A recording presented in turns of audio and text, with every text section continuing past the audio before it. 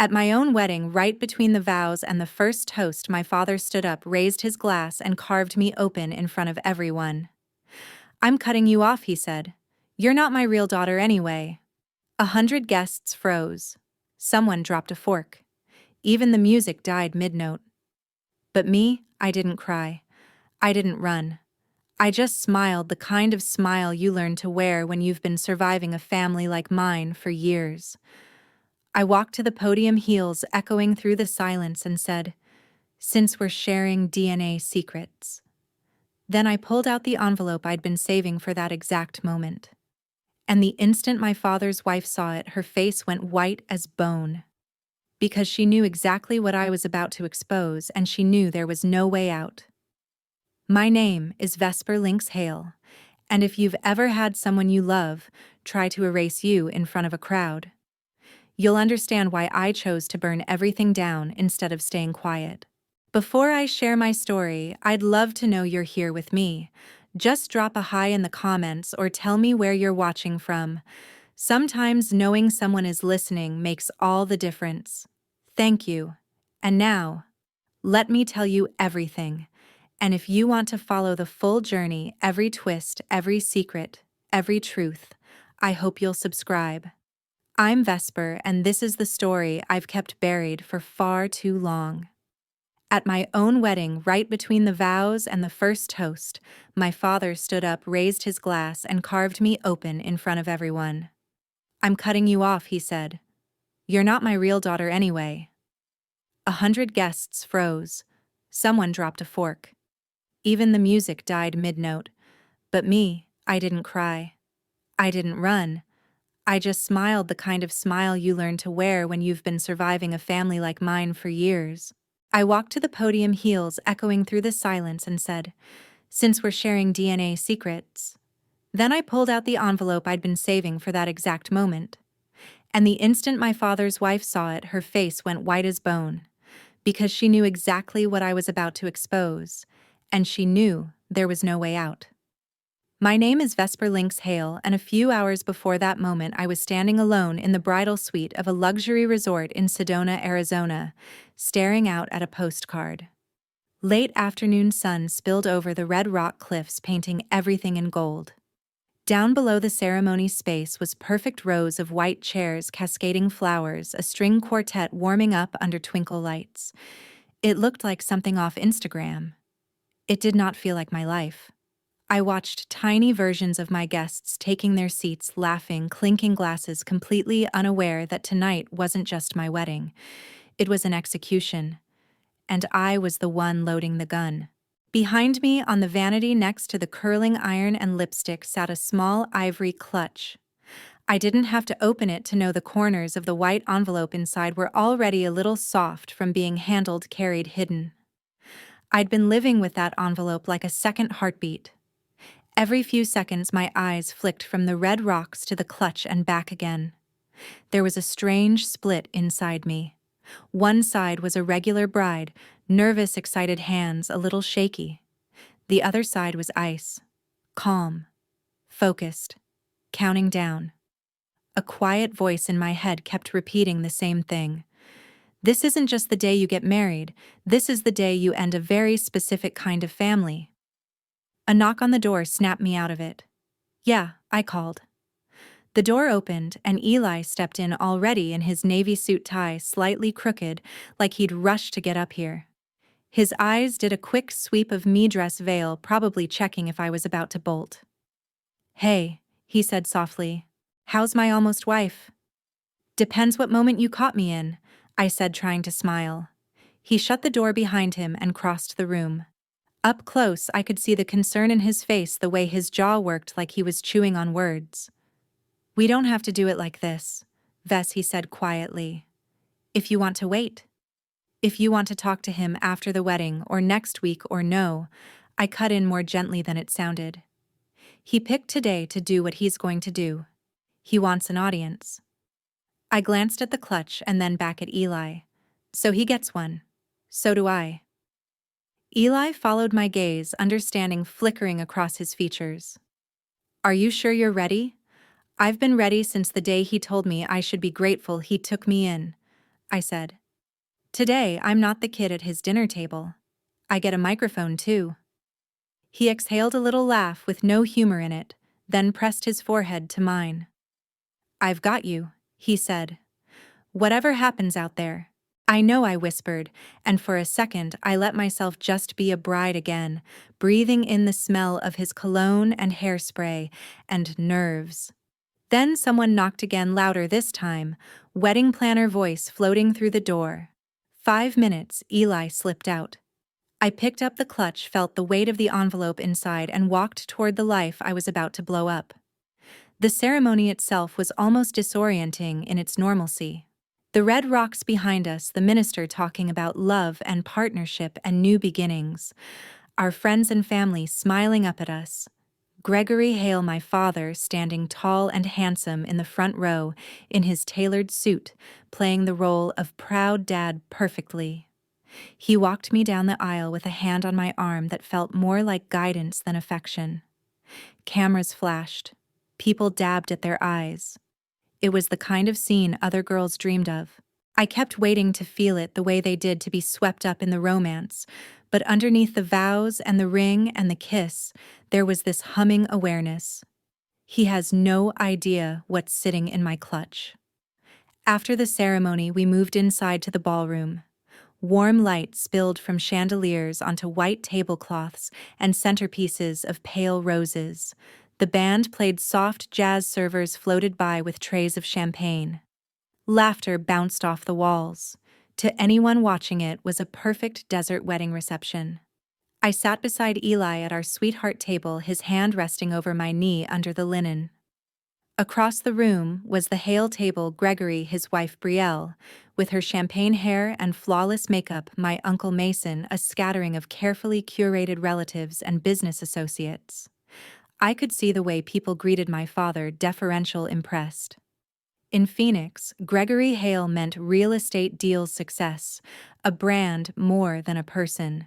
The MC did his thing, introducing the maid of honor speech, the best man story about college, a quick toast from Eli's mom that actually made me tear up. Her love was simple, uncomplicated. It made the absence of that kind of love on my side of the room feel even sharper.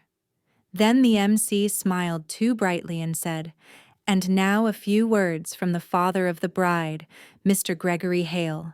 Applause. Gregory rose smoothly, adjusting his cufflinks, the picture of composed authority. He didn't need notes. He'd been giving speeches his whole life. "Thank you," he began, voice amplified and warm. "First, I want to say how proud I am to stand here today and see my daughter so accomplished, so beautiful, and starting this new chapter." People smiled at me. I pressed my lips together in what I hoped looked like gratitude. Raising a child, he continued, is a responsibility. It's about giving them opportunities, structure, discipline. His cadence shifted just enough that my stomach tightened. I knew that tone. It was the one he used in boardrooms. At some point, though, he said we all have to face reality. The real world doesn't hand you things forever. You have to stand on your own 2 feet. The warmth drained out of his voice, replaced with something clinical. The room began to quiet in a different way, now sensing the turn. "So," Gregory said, looking directly at me, "as of today, Vesper, I'm cutting you off." A cold wave moved through the tables. Glasses paused halfway to mouths. "No more financial support," he clarified. "No trust distributions. From this night forward, you're on your own." The MC shifted uncomfortably at the side of the stage. Somewhere in the back, someone muttered, "What the hell?" Gregory raised his glass a fraction. "And since we're all among friends here," he added, conversational, "it's worth noting she's not my biological daughter anyway. She never has been." The sound that followed wasn't just a gasp. It was a collective intake of air that didn't know where to go.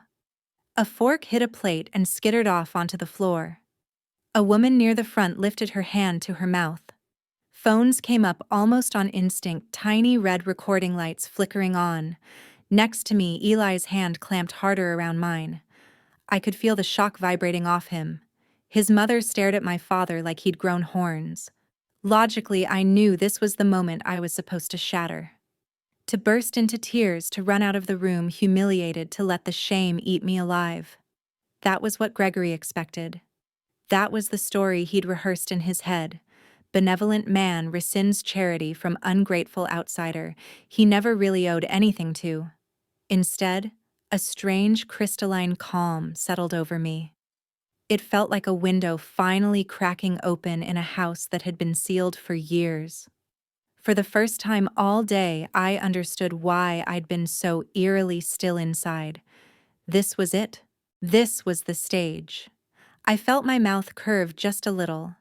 It was the same half-smile Elena used to point out when I was right about something, and too polite to say I told you so. Gregory was still standing there, certain he'd finished his little execution speech when I pushed my chair back. The scrape of it on the floor cut through the murmurs. I stood up. Eli looked at me like, "Are you sure I was?" I slipped my hand out of his, smoothed my dress, and walked toward the stage. "Excuse me," I said to the MC, holding out my hand for the mic. He hesitated, then handed it over like it was a live wire. The ballroom went silent again, but this time the silence belonged to me. I adjusted the microphone, feeling the cool metal under my fingers. Gregory turned toward me, frowning slightly. Brielle had gone a shade paler, her French manicured fingers tight around the stem of her glass. I let my gaze move from him to her and back again. "If my father wants to share DNA secrets tonight," I said, voice steady, carrying to the back of the room, "I think it's only fair the rest of the family gets their turn too." A ripple of confusion swept the crowd. I reached down, unlatched my clutch, and pulled out the white envelope. Held it up under the light so every person in that ballroom could see it. Gregory's eyes narrowed. Brielle's hand visibly trembled. I knew exactly what I was about to do. But if you want to understand why I was standing there on my own wedding night about to detonate my family in front of 100 witnesses, you have to go back years, back to a different house in Phoenix, back to when Elena was still alive, and the word family meant something entirely different. Before Sedona and red rocks and DNA envelopes, there was a stucco house in a wealthy Phoenix suburb that smelled like cinnamon and butter and dog fur. I was 9 the first time I understood that not every father ran dinner like a quarterly review. Back then, the Hale house was split right down the middle between Gregory's world and Elena's. His world lived in the home office, and at the head of the table, spreadsheets, perfectly timed schedules, questions about my grades delivered like performance metrics. Hers was everywhere else. In the evenings, light spilled warm over the kitchen island, where Elena kneaded dough in an old apron, a paperback novel splayed open beside the flour jar. Our mutt rocket would circle her feet, waiting for fallen scraps. Succulents and tiny cacti lined the windowsill, catching the Arizona sun. It felt soft, safe. At dinner, Gregory would sit at the head of the table, sleeves rolled up, tie loosened, but still on, asking math test score. How many hours of practice this week? I'd report back like a little employee trying not to disappoint. When his good job came, it was crisp, efficient, already moving on to the next item. Elena would sit between us, translating. "What your dad means," she'd say later while we loaded the dishwasher, "is that he's proud of you. He's just better with numbers than feelings." She'd bump my shoulder with hers, making me laugh even when I didn't quite believe her. For a long time that was enough. Then I turned 12, bombed a science quiz, and came home convinced Gregory was going to bench me from life. I remember sitting at the kitchen table, books spread out, staring at the red 68 circled at the top of the page like a wound.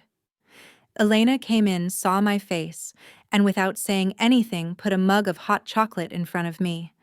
The good kind with real milk. And way too many marshmallows. "Tell me what's going on in that head," she said, sliding into the chair across from me. I shoved the test toward her. "He's going to be so disappointed," I muttered.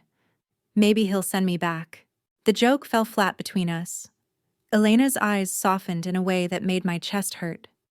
She was quiet for a moment, then said, "Okay. Story time." I groaned. "Mom." "No, this one's important," she insisted. Once upon a time, there was a little girl. She wasn't born from her mother's body. She was born from her mother's heart. I rolled my eyes, but she kept going. Her parents went through folder after folder, picture after picture, reading tiny little summaries of tiny little lives. And when they saw hers, something in them just clicked. They didn't have to take her. They chose her. It took me a second. You mean? My voice came out thin. Me. Elena nodded, watching me carefully. We adopted you when you were a baby, Ves. We brought you home because out of all the possibilities in the world, you were the one we wanted. The room tilted. I heard Rocket's nails click on the tile, the hum of the fridge, the whoosh of blood in my ears. So I'm not really. You are really my daughter. She cut in firm. She reached across the table, took my hand, then guided it up and placed it flat against my chest. You belong here. In this heart. In this home. That's what matters. For a second, the hurt flared hot. Why hadn't anyone told me sooner? Why did I feel suddenly unmoored? But underneath that, something else rooted itself. Chosen. Wanted. Not an accident. Not a burden. I didn't know then how much I'd need that truth. Years slipped by, and the house changed in small ways. My homework got harder, Gregory's questions more specific, Elena's jokes more necessary. Then, when I was 18 and packing for college, Elena found a lump. After that, the house stopped smelling like cinnamon and started smelling like antiseptic and fear. Pill bottles lined the kitchen counter next to the cookie jar. There were schedules taped to the fridge, chemo dates, scan dates. Good days, bad days. I learned how to drive her to appointments, how to sit in oncologist offices, pretending not to be scared while she made jokes about the waiting room magazines. Gregory buried himself in work even more, always talking about keeping up with the medical bills, as if he could invoice cancer and make it go away. At night, I'd sit on the edge of Elena's bed reading Jane Eyre out loud because she said orphan girls who refused to break made her feel less alone. Between chapters, she'd watch me with that same searching look she'd had at the kitchen table years ago. Promise me something, she said once when her voice was already thinner than it used to be. Don't ever let anyone tell you your value is in your blood. Not mine, not his, not anybody's. I wanted to tell her she was being dramatic. Instead, I squeezed her hand and said, I promise, like it was a line in a play we were both pretending we'd never have to perform. When she died, it was like someone shut off the power to the entire house. People brought casseroles. The neighbors left flowers. Gregory delivered a eulogy that sounded polished and distant, like he was reading a press release about a beloved wife taken too soon. I stood there in black, feeling like the air had been vacuumed out of my lungs. After the funeral, the slow erasure began. One by one, Elena's things disappeared from common view. The vanilla candles were boxed up because the smell makes it too hard. The colorful dish towels, the framed photos of us baking, the stack of dog-eared paperbacks on the coffee table, all migrated to closets, drawers, the back of cupboards. It hurts less this way, Gregory said once when I asked where a picture had gone. It didn't hurt less. It just hurt alone. Dinner became a silent, fractured affair. On the nights we were both even home, I'd eat at the kitchen island, while Gregory took his plate into his office door, half closed, the glow of his laptop reflecting off the glass. Conversation shrank to logistics and grades. Without Elena there to translate, his good job turned back into just 2 flat words. I started spending more time in my room with the door shut, building a little fortress out of books and headphones and homework. It was easier to drown in assignments than to sit in the living room and stare at the empty spot on the couch where Elena used to curl up. Somewhere along the way, Gregory stopped talking about feelings altogether and started talking only about the Hale family image. He'd mention it when he donated to a charity, when he posed for a photo at a gala, when he corrected the way I stood in public. It was like he'd taken all the grief he refused to feel and poured it into polishing some invisible trophy with our last name on it. Sometimes I'd think, if we just let ourselves be broken for a while, Maybe we'd heal right. But that wasn't how Gregory operated. And if the hollow space her absence left had been filled with time and therapy, and something like honesty, maybe my story wouldn't have led to a wedding in Sedona and an envelope full of DNA. It didn't. One night, months after the funeral, I sat alone at the dining table with a microwaved dinner going cold in front of me, staring at Elena's empty chair. The house was too quiet without her humming or Rocket's nails on the tile. The front door opened and I heard Gregory's voice in the foyer, lighter than it had been in a long time. Vesper, he called, a note of performance in it I recognized all too well. Come out and say hi to a friend of mine. And just like that, the empty space in our house wasn't empty anymore. It was being prepared for someone else to move in. The friend my father wanted me to meet that night was sitting at our dining table like she'd always belonged there. I was 19, home from college for the weekend, still carrying my backpack, when I walked into the kitchen and nearly ran into a wall of perfume. She sat there in a fitted cream blazer, perfect blowout nails the color of champagne, like she'd stepped out of a magazine spread about power couples. Gregory stood beside her with that polished host smile he uses for clients. Vesper, he said, this is Brielle. I've worked with her for years. She looked me up and down, a quick scan. I felt like a spotlight. Her lips curved. Oh, she said, like she'd just spotted an interesting piece of furniture. So this is the girl. Not my name, not your daughter, just the girl.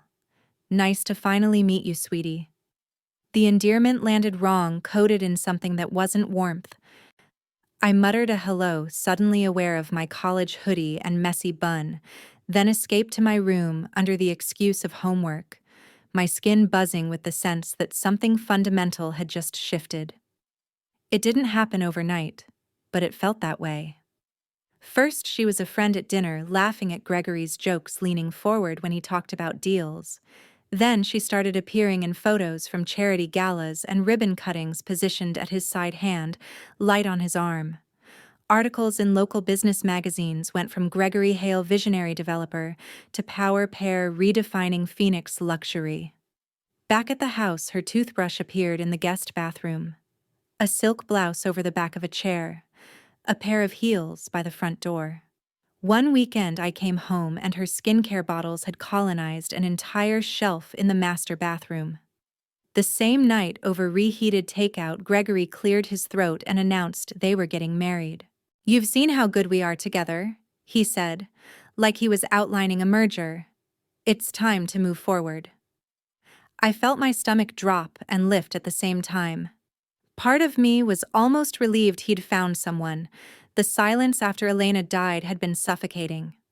Another part of me saw Elena's ghost in every corner and felt like this woman was moving in with a wrecking ball. Their wedding was small and perfectly respectable, held at a hotel in Scottsdale with tasteful centerpieces and a string quartet playing covers of pop songs. I stood near the back in a simple dress Elena had bought me for future special occasions, surrounded by people who all seemed to be in on a script I hadn't read. When they kissed, everyone clapped. I clapped too, because that's what you do when the scene calls for it. But inside, I felt like an extra in a movie about my own family. After Brielle moved in, the house changed faster than the weather. The vanilla candles Elena used to burn were replaced by sleek diffusers that made the place smell like a high-end hotel lobby. The bright dish towels and little framed photos of us baking quietly disappeared. In their place, monochrome linens, coffee table books stacked just so, glass and chrome everywhere. The cozy reading nook where Elena used to curl up with her novels was demolished and turned into a display area for Brielle's crystal sculptures and Gregory's awards. One afternoon, I noticed a portrait of Elena and me that had always hung in the hallway was gone. In the living room above the fireplace, a giant professionally shot photo of Gregory and Brielle had taken its place, him in a dark suit, her in a red dress, both of them looking like they'd been told to think about their legacy. It wasn't subtle. Piece by piece, the traces of my mother were being boxed up and moved out of sight. Brielle treated me like a permanent houseguest she hadn't exactly asked for. "Sweetie, that top isn't doing you any favors," she'd say casually as we passed in the hallway. "You're in design or media or something, right? Just be smart about it. Creative careers are cute in your 20s, but they don't always pay the bills." At dinner, she'd sigh and say to Gregory, "At her age, I was already paying my own rent. It builds character." He'd nod eyes on his phone. Slowly, the conversation shifted. When I did manage to sit at the table at the same time as Gregory, he talked less about my classes and more about long-term plans and financial responsibility. He started using phrases like real blood heir and who carries the Hale name forward, always in the context of hypothetical future children. My hypothetical future siblings, not me. The day Brielle announced she was pregnant, she didn't make it a big production. She just stood in the kitchen with her hand resting lightly on her still flat stomach and dropped it into conversation like a calendar reminder. "We have some good news," she said, glancing at Gregory with practiced excitement. "We're expecting." The way Gregory lit up made the whole room tilt.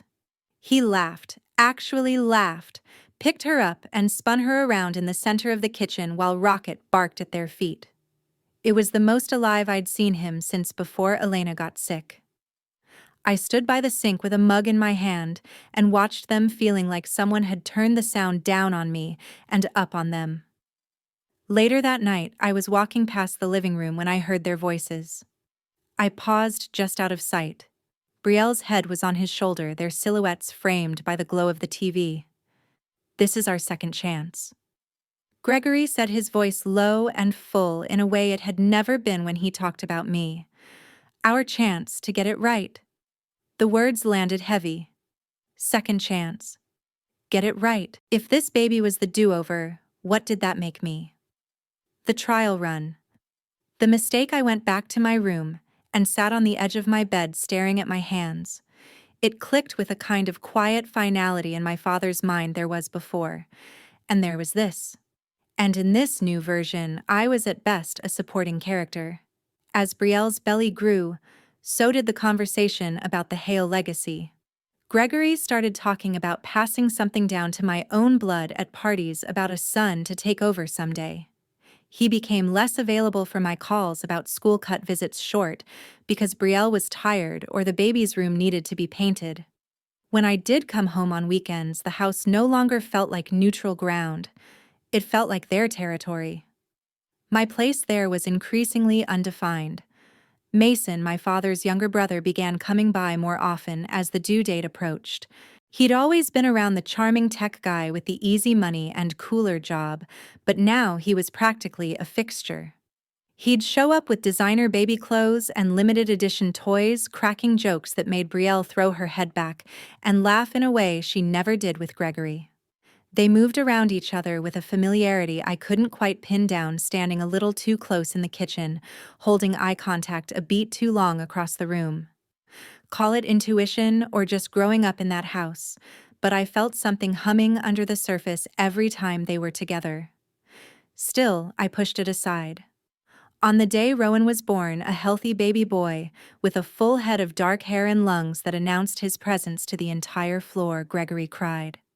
I watched him through the doorway of the hospital room as he held his son like he was holding the future.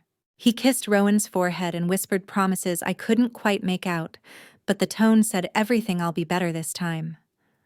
I'll be the father you deserve." His face was soft and open in a way I had never seen turn toward me, not once.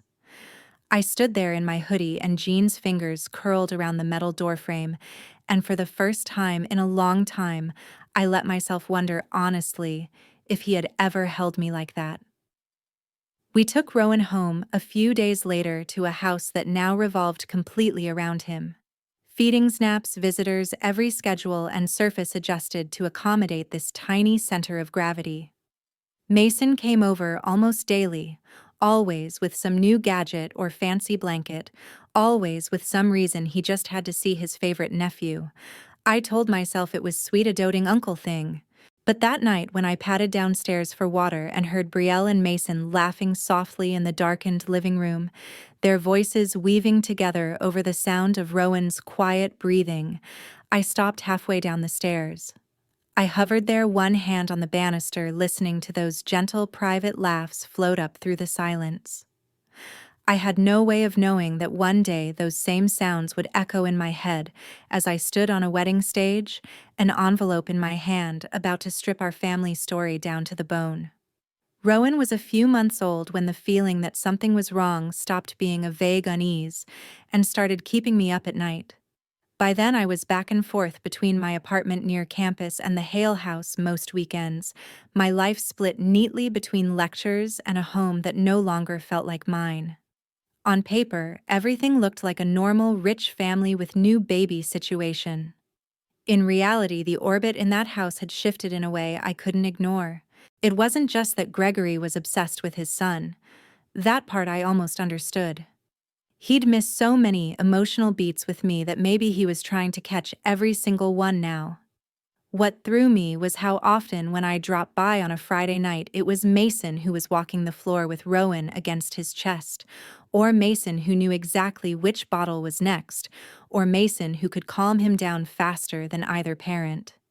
He brought over high-end strollers and imported baby shoes that would be outgrown in 3 weeks, the kind of gifts that felt more like offerings than Uncle Presents. Every time he showed up, Brielle seemed to relax in this almost visible way. Shoulders dropping, smile, loosening eyes, softening when she looked at him. Gregory, meanwhile, was increasingly distracted, glued to his phone, taking calls in the other room about some new development deal, while Mason sat on the couch with Brielle and the baby like they were their own little unit. I told myself I was reading too much into it. Grief brain. College stress. A little jealousy, maybe watching an entire family reorganize itself around a child who shared their DNA when I never had. Then came the night I heard the phone call. I was staying over between exams in my old room that now felt like a guest room someone had decorated to look like my childhood. It was after 1 in the morning when I woke up thirsty, the house silent, except for the low hum of the AC. As I stepped into the hallway, I heard a faint, urgent whisper coming from downstairs. I padded down the stairs, keeping my weight on the edges of the steps like I had when I was a kid sneaking snacks. From the kitchen, I could hear Brielle's voice, low and sharp, the way people talk when they don't want to be overheard. "You have to stop sending so many gifts," she was saying. "Gregory's starting to notice." I froze just beyond the doorway, my back against the wall. There was a pause, some muffled response I couldn't make out then. Her again, softer this time. "I know you miss him. I do too. But you have to be careful, at least until Rowan's older." My heart started pounding so hard I could hear it in my ears. There were a lot of hymns in her life now, but I knew with a sinking certainty she wasn't talking about Gregory. I shouldn't have listened. I know that. But I stayed where I was, palms sweating against the cool paint, because I also knew something else: secrets in our house never stayed buried forever. When she thought the call was over, her voice dropped to almost nothing, the kind of softness I'd only ever heard her use with the baby. "He needs his real father," she whispered.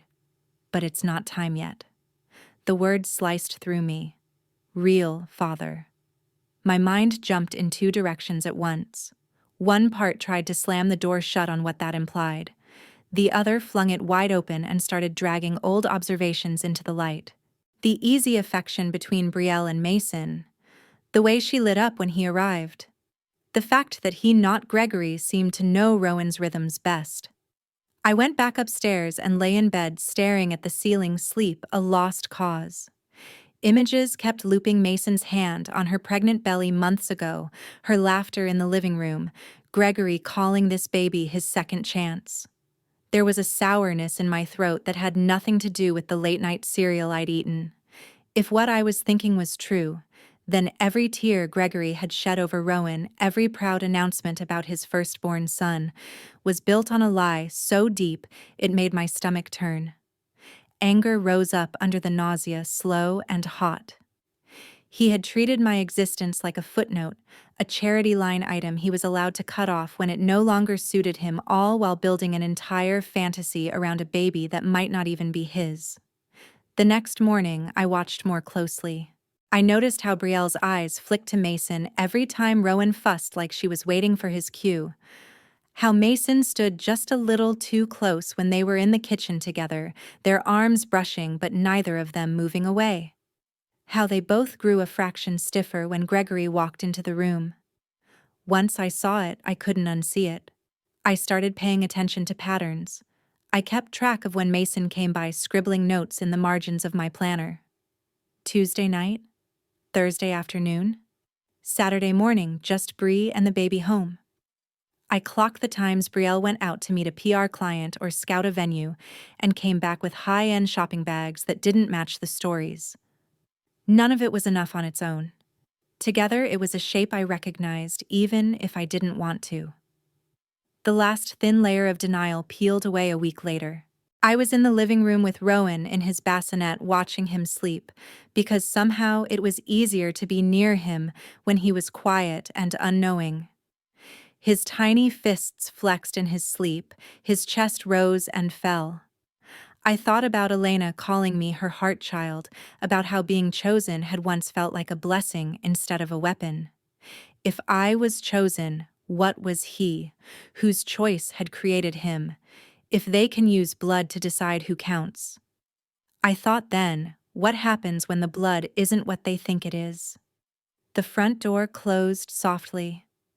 I heard Gregory's car pull away a minute later, another late meeting. The house settled into that deep, almost eerie quiet it got at night now, when the only sounds were the fridge and the baby. I was heading down the hall toward the kitchen when I noticed a faint glow coming from Gregory's office. The door was ajar. Inside, the monitors were dark, but in the corner of the room, a small router-like box blinked with tiny green lights. Next to it, a pamphlet with a security company's logo and a login URL. Hale Residence Security System. Live monitoring, 24/7 recording.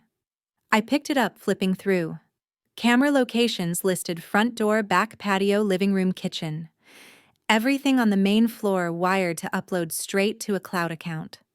Of course he'd installed cameras after the break-ins in the neighborhood. Of course he'd wanted to protect his investment. For years, he'd watched every entrance into this house, every movement, every person who came and went. His whole life was about control and image. It struck me then, standing in the dim light of his office, how poetic it was. He had given himself the perfect way to see the truth, and I doubted he'd ever once thought to look for the thing that might actually destroy him. My thumb hovered over the login information printed on the brochure. I felt the familiar war in my chest. One part of me wanting to walk away, go back to campus, pretend I didn't know any of this. The other part, the one Elena had asked, to never let blood define me, whispering, if they are willing to burn down what she built, you don't owe them your ignorance. I looked back down the hall where Rowan slept in his bassinet, unaware of the adults weaving lies around his whole existence. If they're going to blow this family up, I thought I'm at least going to make sure the right people get burned. In that moment, I knew something had shifted again. I wasn't just the outsider in Gregory's perfect Hale family picture anymore. I was the one holding the camera that could finally show what was really in the frame. The day I stopped guessing and started knowing began quietly, the way all the worst days do. Gregory was out of town on a 3-day trip to Dallas, some conference about urban development he'd been bragging about for weeks. Brielle was home alone with Rowan, bleary-eyed from newborn nights, but still somehow camera-ready in her leggings and matching top set. I had driven over that morning with coffee and muffins, playing the helpful daughter card. I can stick around today, I told her. Give you an extra pair of hands. Maybe clean a little, do some laundry. She didn't argue. There were dark circles under her eyes and a pile of tiny onesies overflowing the laundry basket. If you insist, sweetie, she said, already half turned back toward her phone. That was my opening. After loading the dishwasher and starting a load of baby clothes, I slipped into Gregory's office like I was just passing through. The blinds were half-open, dust floating in the strip of light across his desk.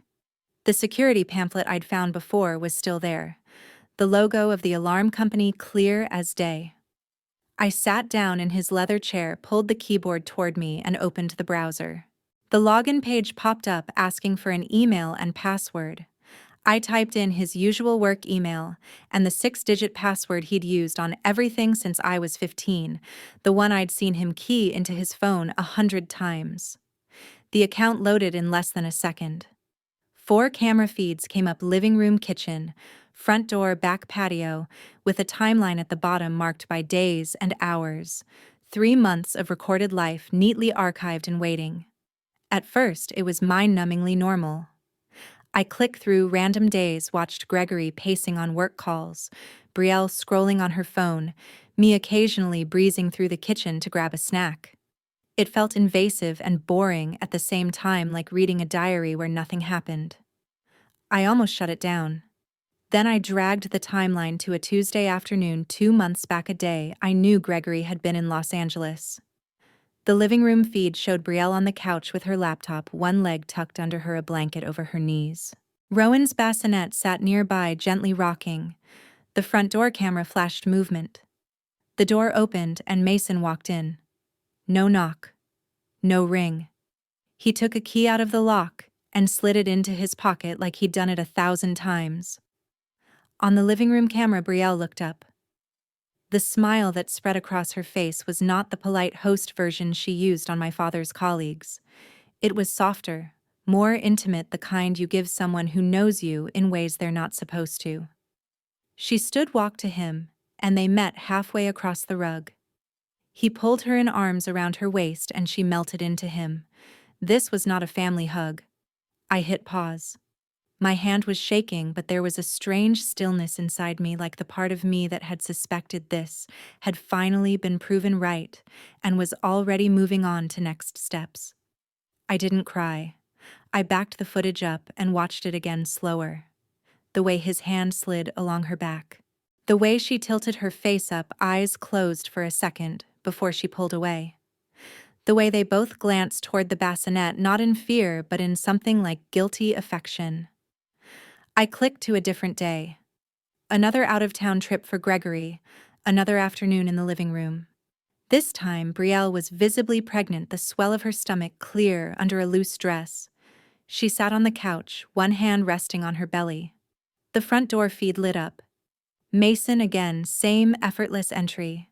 On the living room camera, she smiled before he even rounded the corner, like she'd been listening for his footsteps. He sat down beside her, close enough that their knees touched, and placed his hand over hers on her stomach. I leaned forward until my nose was almost touching the screen. Brielle turned her head, looking at him with an expression I had never once seen her direct at my father. "You're going to be such a good dad," she said, the audio clear in the quiet room. "You just have to be patient." There it was. Not a slip, not a misunderstanding. A confession spoken like a promise. I replayed that clip over and over until the words started to blur, my pulse pounding in my ears. Every bit of ugly suspicion I'd tried to swallow came roaring back up. I didn't stop with the cameras. I went hunting for more. In the kitchen, I picked up the landline and scrolled through the recent call log. Mason's number showed up again and again, often at times when I knew Gregory was in meetings in the air or at events where I'd seen photos of him alone with Brielle on Instagram. Upstairs in the master bedroom, I opened drawers carefully, trying not to disturb the arrangement.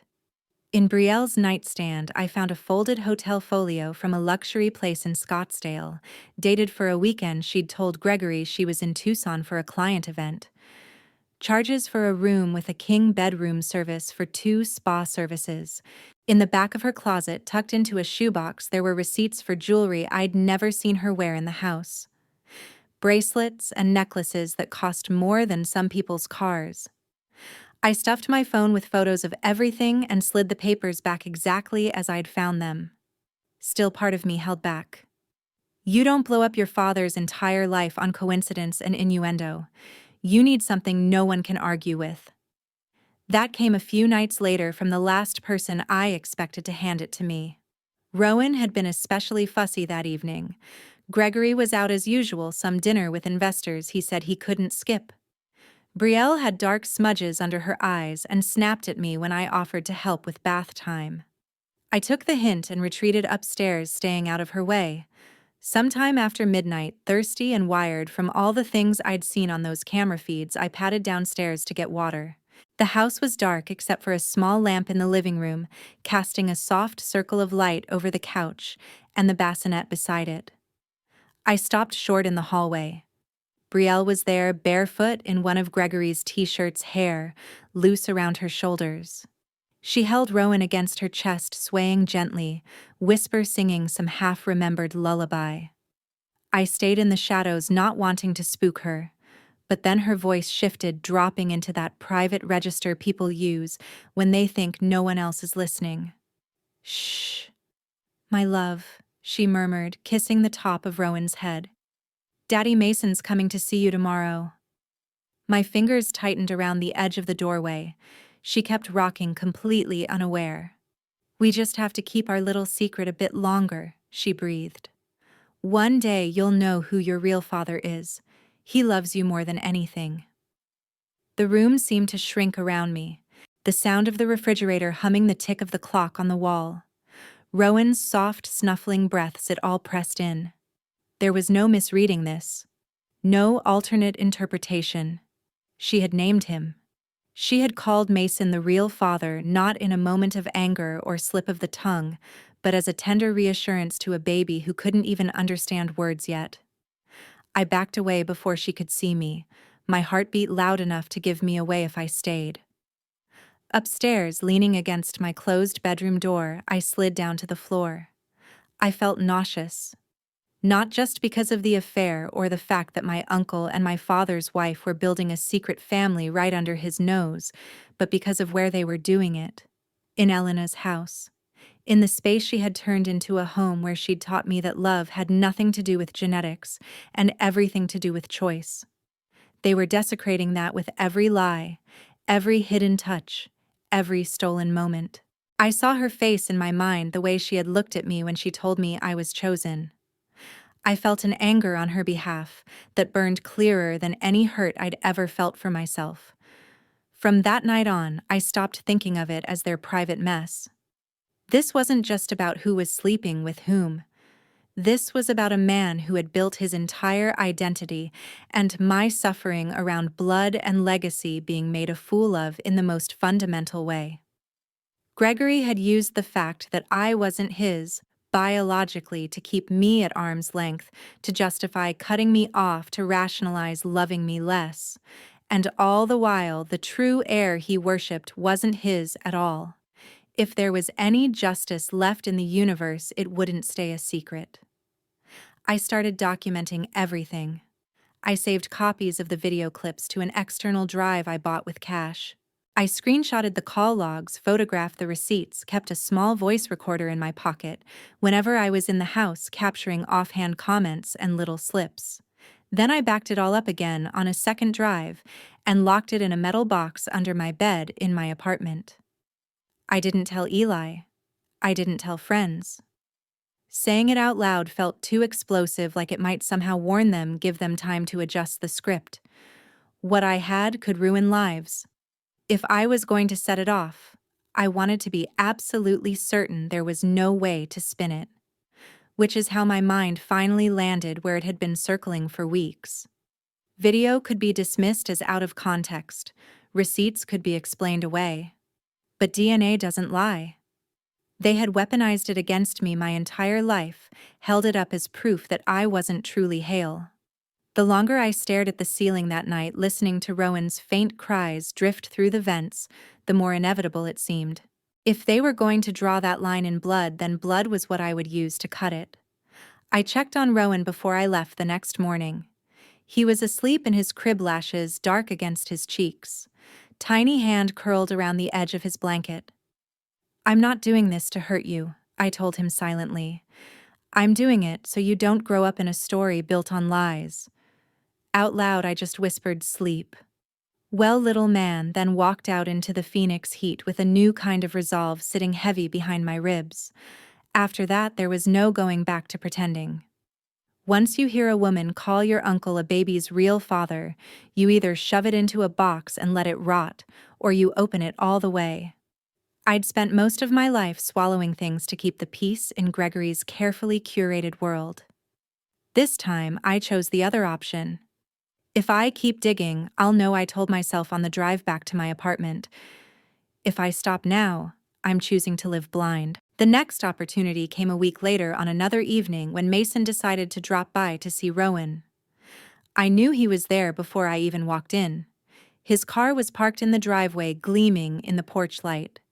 Inside, everyone was in the living room, Gregory watching the game, half-heartedly, Brielle on the floor with Rowan doing tummy time, Mason sitting cross-legged beside them, laughing at something the baby did like. It was the funniest thing in the world. I stayed for an hour, made small talk, watched the three of them pretend Gregory was at the center of this little universe when every fiber of my being knew he wasn't. Eventually, Gregory excused himself to take a call upstairs. A little while after that, Mason got up to use the guest bathroom down the hall. I waited. When I heard the flush and the faucet and then his footsteps moving away, I slipped down the hallway and into the bathroom before anyone could notice.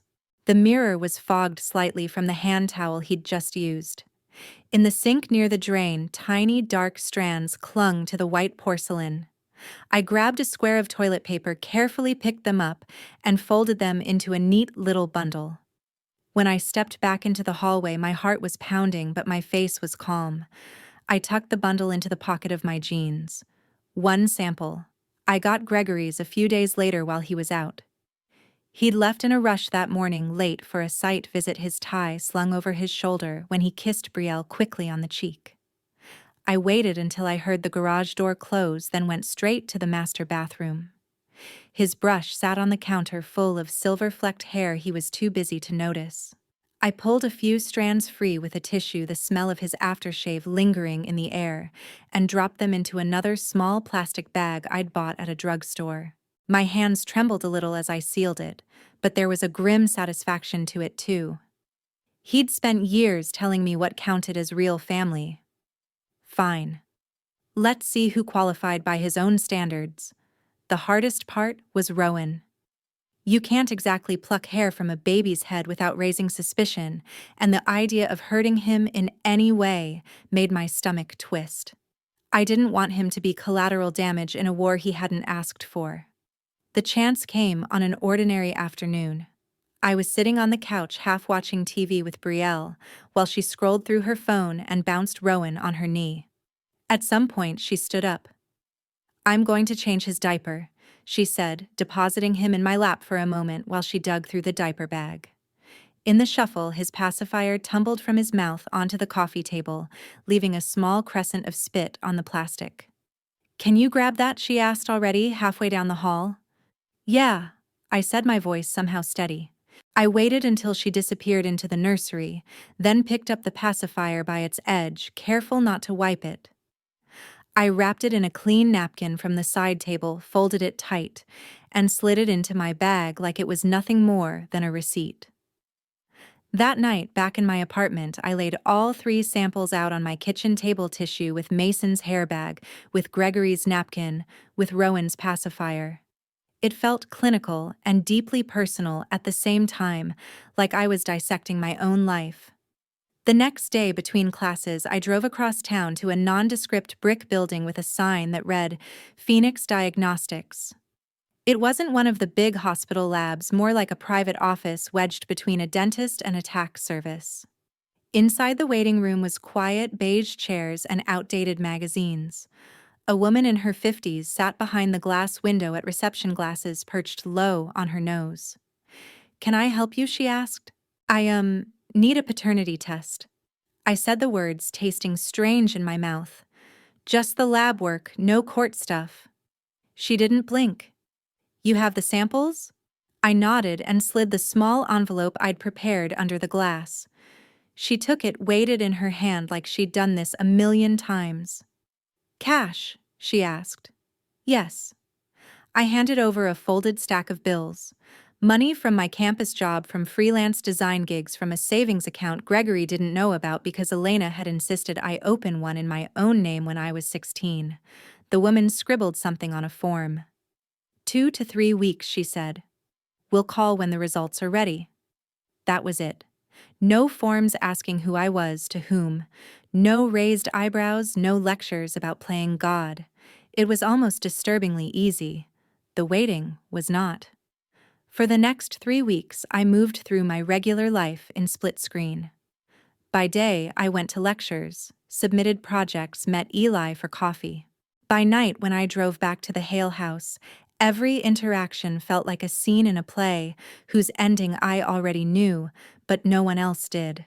Brielle floated around in athleisure and highlighter, posting perfectly curated baby photos with captions about family first. Gregory bounced Rowan on his knee and told anyone who would listen about how his son had his eyes, his jawline, how he'd bring the kid to job sites when he could walk. Mason came by with more gifts and more soft-eyed looks at the baby he thought he was hiding in plain sight. The hypocrisy of it all made my jaw ache. I wrote everything down. The remarks, the dates, the way Gregory's voice swelled with pride when he said my boy. It wasn't just about proving a point anymore. It was about building a record so that when the truth finally tore through their fantasy, no one could say they hadn't seen it coming. Then, because apparently the universe wasn't done pouring gasoline on the fire, I overheard the conversation that would decide exactly when and where I'd use the results. I was home one evening, a few weeks before mine and Eli's wedding, grabbing some documents Gregory had insisted on reviewing as part of his unofficial approval process. As I came in from the garage, I heard voices in the living room.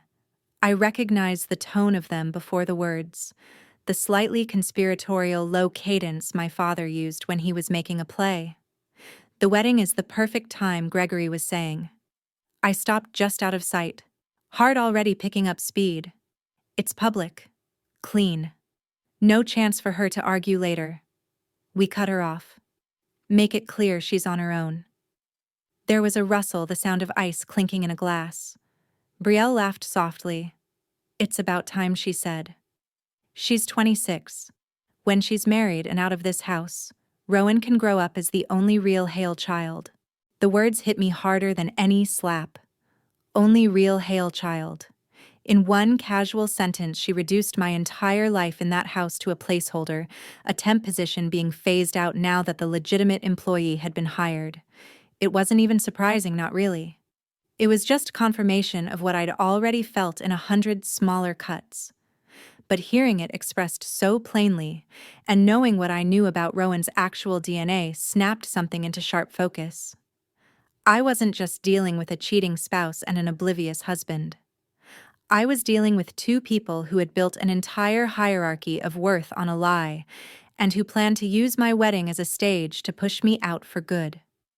Fine, I thought, stepping back on quiet feet, pulse pounding in my ears. If you want to make a spectacle of blood, I'll give you one you'll never forget. 3 days later, my phone rang as I was shelving books at my campus job. An unknown number flashed on the screen. I ducked into the back, heart already hammering. Hello, is this Ms. Hale? A familiar voice asked. It was the woman from the lab. My throat felt dry. Yes. Your results are ready for pickup, she said. There was a slight pause, then softer. They're very clear. Okay. I managed. I'll come by today. The drive to the lab felt shorter this time, like my car had learned the route. Inside, the receptionist slid a thick sealed envelope across the counter. I signed a line without really seeing it and walked back out into the bright Phoenix sun.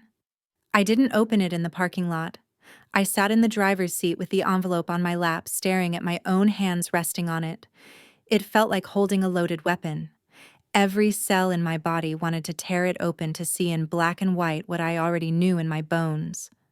But another part of me, the part that had spent weeks, months, years watching these people perform their version of reality, knew timing mattered.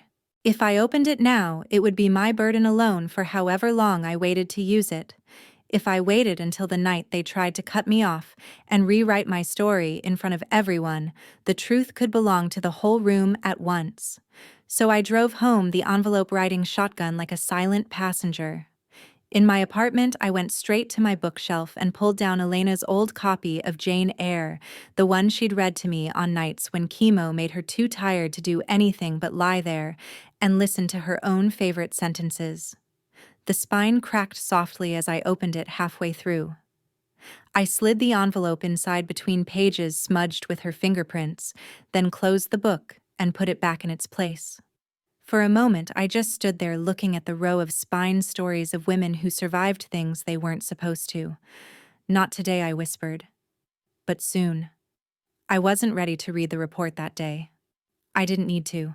I already understood what it would say, numbers and percentages and words like exclusion and probability that boiled down to one simple fact. Rowan was not Gregory's son. He was Mason's. The paper inside that envelope would be the match. I decided I'd strike it on the night my father stood up at my wedding, lifted his glass, and tried to burn me down with the truth he thought made me small. He wanted to use DNA as a weapon. He had no idea I'd been quietly forging my own. One way or another, the next time that envelope saw daylight would be the day the entire Hale family story, as he told it, went up in flames. By the time the sun slid behind the red rocks, the reception looked like something out of a magazine. Sedona was doing her thing, gold light on stone candles flickering on round tables, strings of bulbs casting a warm haze over sequined dresses and dark suits. The band eased into a love song. Glasses clinked. People laughed, that slightly too loud wedding laugh. On the surface, it was perfect. Under my skin, everything felt wrong. I sat beside Eli at our sweetheart table, my dress smooth under his hand, my clutch resting on my lap like a small, quiet animal. I could feel the edge of the envelope through the satin.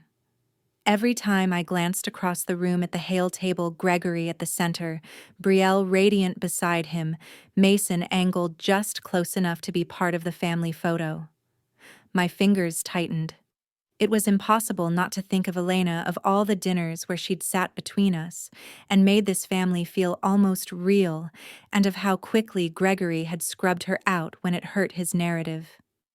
Tonight had that same metallic taste in the air, only this time I wasn't the one about to be blindsided. Eli leaned in. "You okay?" he murmured. "I'm fine," I said, and it was almost true. The part of me that used to chase Gregory's approval was shaking.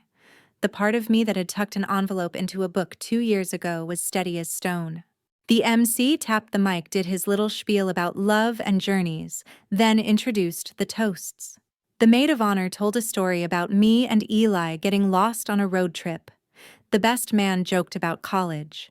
Eli's mom made everyone blot their eyes. It should have felt like the culmination of something tender. Instead, all I heard was the slow count in my head to the moment I knew was coming. And now the MC said at last, smiling too broadly, a few words from the father of the bride, Mr. Gregory Hale. Applause rose polite and enthusiastic. Gregory stood, buttoned his jacket, and walked to the mic with the calm of a man who has never once in his life doubted that the room belongs to him. He didn't look at me at first. He looked at the guests, at the investors and partners and friends of friends who knew him as a success story.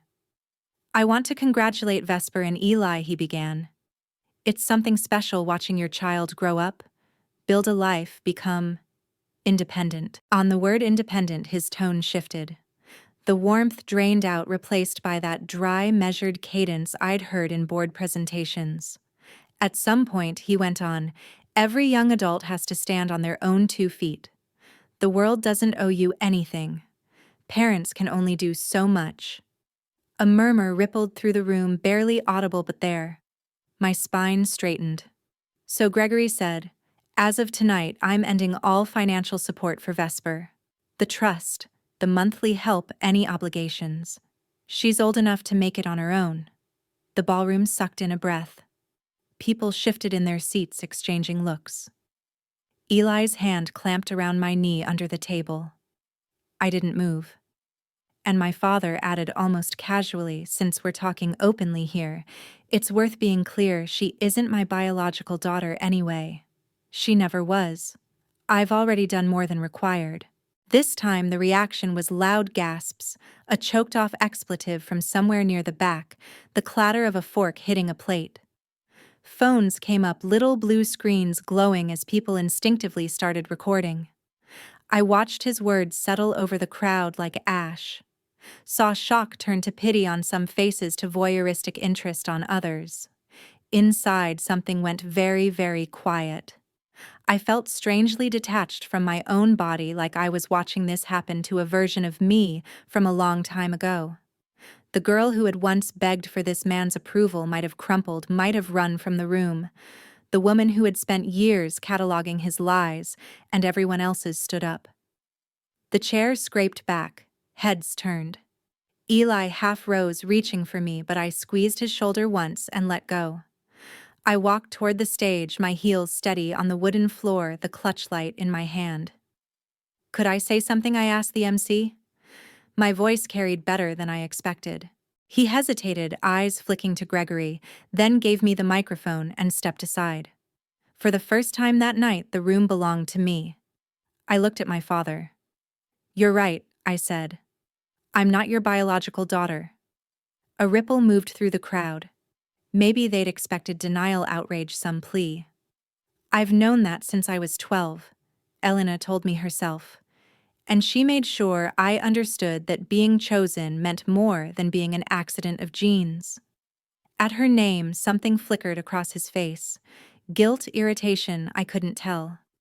I never felt less than in this family because of DNA, I continued. Not until you decided to use it as a weapon. My gaze slid to Brielle. Her smile was gone, replaced by a tightness around her mouth, her eyes locked on the clutch in my hand.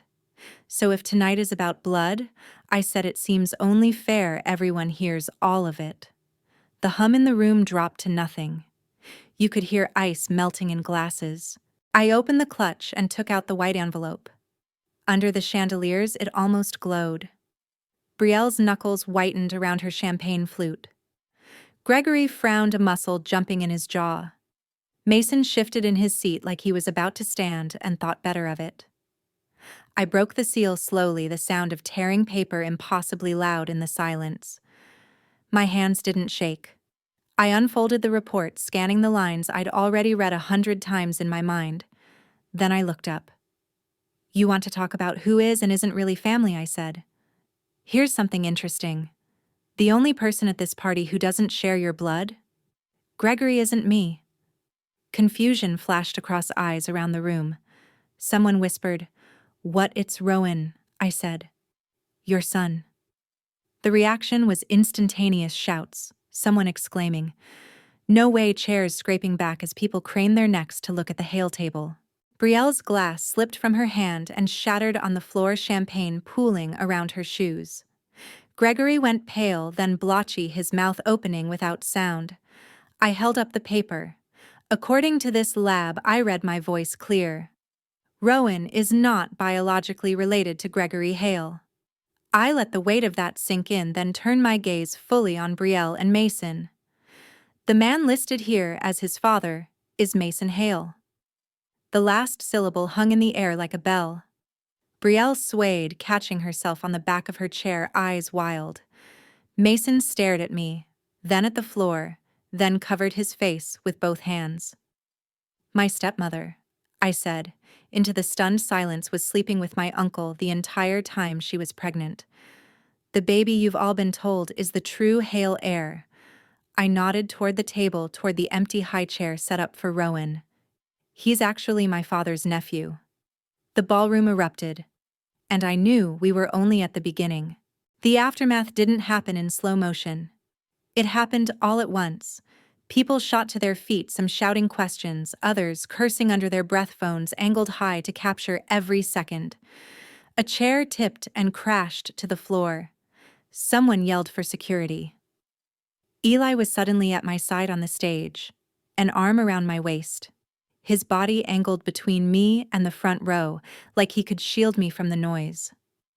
I kept my grip on the microphone and the paper, the words I'd just spoken still vibrating in my chest. Brielle lurched up from her seat, instinctively reaching for Rowan in the stroller beside the table. He jerked awake and started to cry, his thin wail slicing through the chaos. She scooped him up, almost dropping him in her hurry, and made for the exit, her heels slipping on spilled champagne.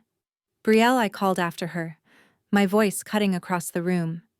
She stumbled but didn't stop. "You might want to hold on to that necklace," I added loud enough for the nearest cameras to capture. "The one that belonged to Elena, that Gregory trusted you with. It'll make a great exhibit." She froze for half a heartbeat, a hunted look flashing over her face, then bolted through the doors, leaving a trail of broken glass and whispers behind. Mason hadn't moved much. He sat hunched forward at the table, elbows on his knees, his head in his hands. When I read his name, he didn't protest, didn't shout. That's a lie. His shoulders just sagged like a building finally giving in after years of stress. Silence from a man who loved to charm a room was all the confirmation anyone needed. Gregory stared at me as if he were seeing me for the first time in his life. "What are you doing?" He rasped, the microphone no longer his. "What you should have done a long time ago," I said. "Telling the truth." I lowered the paper a little, addressing the room as much as him now. "There are security camera recordings," I went on, voice steady, "of Mason using his own key to enter the house when Gregory was out of town. Of him and Brielle in the living room, in the kitchen, holding each other like this wasn't his brother's home." A fresh wave of murmurs rippled outward. "There's footage," I continued, "of Mason sitting on the couch with his hand on Brielle's pregnant stomach while she tells him he'll be a great father if he just stays patient. There are phone records of calls at all hours, receipts from hotels in Scottsdale for weekends she allegedly spent working." My throat felt tight, but I kept going. "And on one of those late nights when the house was supposed to be asleep, Brielle rocked Rowan in the living room and whispered to him that Daddy Mason was coming the next day. That one day he would know who his real father is and how much he is loved." I watched the words hit Gregory like physical blows. His knees buckled and he dropped into his chair, a hand groping for the edge of the table. For once, he had nothing to say. No spin, no lecture about reality. Just shock and the dawning horror of a man realizing the foundations of his life were rotten. "You spent years reminding me I wasn't your blood," I said, my voice softening in a way that surprised even me. "You used it to keep me at arm's length, to justify giving me less, loving me less. Elena never did that. She chose me. She loved me like a fact, not a favor." I stepped closer to the edge of the stage, meeting his eyes past the blur of phones. "You never made that choice?" "Not really. That's why I'm standing here. Not because I enjoy hurting you, because someone had to say out loud what you refused to see in the house she built." For a moment, the only sound was Rowan's crying, faint through the closed doors. Then the room erupted again. People talking over each other, some sympathetic, some gleefully cruel, some already spinning it into a story for group chats and feeds. I handed the microphone back to the MC, who looked like he might be sick, and turned away. "We're done," I said to Eli. We walked off the stage together through the maze of tables, past faces twisted with shock and pity, and the sharp interest people get when someone else's life explodes in front of them. At the doors, I paused and looked back once. Gregory sat alone at the center of the storm, small for the first time in my memory. I didn't feel triumphant. I felt untethered, lighter. Like I'd finally cut away the weight of a secret that was never mine to carry. Outside, the desert air hit my skin cool and clean. The music inside had stopped. The stars over Sedona were indifferent. 3 months later, the fallout in Phoenix was complete. Gregory and Brielle's divorce went through fast, carved up efficiently by lawyers who had to pretend they didn't already know the story from the news. Brielle left town with Rowan, moving to another state, if the rumors were right. The affair became a kind of story people told over drinks. You know that developer, his wife had his brother's baby? Can you believe it? Traveling through business circles like a cautionary tale. Mason lost contracts. Companies that had once scrambled for his attention suddenly remembered their ethics clauses. Gregory stayed in the house, alone. The rebranded showroom had never looked emptier. I moved forward. Eli and I relocated to Seattle, where the rain and gray sky felt like a reset button. I built a career that had nothing to do with Gregory's money or name. For the first time, when people asked me who I was, I didn't answer with hail. I answered with my own work, my own choices. 2 years after the wedding, there was a knock on our apartment door. I knew before I opened it. Gregory stood in the hallway, thinner, his hair grayer suit hanging a little off his frame. His eyes were red-rimmed, not from drink, but from something worse, being forced to sit with himself. "Hi," I said.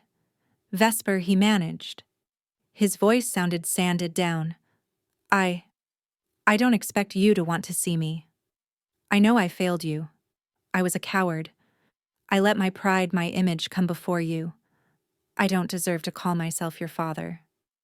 But if you're willing to sit with me even once, it would mean there's still something left I haven't completely destroyed." We sat on the small couch by the window, the city humming outside. He stumbled through an apology, not polished, not pretty. He admitted things I'd never thought I'd hear him say: that Elena had been right about me, that he'd been wrong to treat love like a contract. It didn't magically rewrite my childhood. It didn't erase the moment on that stage in Sedona. But it was real. I thought about Elena, about her hand over mine on my chest, telling me where I belonged. I thought about all the nights I had replayed his words in my head, all the ways I'd let his definition of family shrink my sense of worth. "I forgive you," I said finally. He flinched like he didn't deserve it. "Not for you," I added. "For me. I don't want to spend the rest of my life letting your mistakes define who I am. I'm done living in that house, even in my mind." He nodded, tears spilling over. For the first time, I saw not the man at the head of the table, not the polished executive, but a flawed, frightened person who had built his identity on the wrong things and watched them collapse. Later, after he left, I stood by the window and watched the lights blink on across the city. DNA had dictated so much of the story he told about me, about himself, about who counted. In the end, it was the least important part. Elena's love hadn't come from blood. My strength hadn't either. The truth had cut deep that night in Sedona. It had hurt people who deserved it and a few who didn't. But it had also cleaned out a rot that would have only spread. And as for revenge, I'd thought for a long time that exposing them was the point. Now I understood something else. The real payback was building a life so whole, so honest, that their choices no longer had any power over me at all.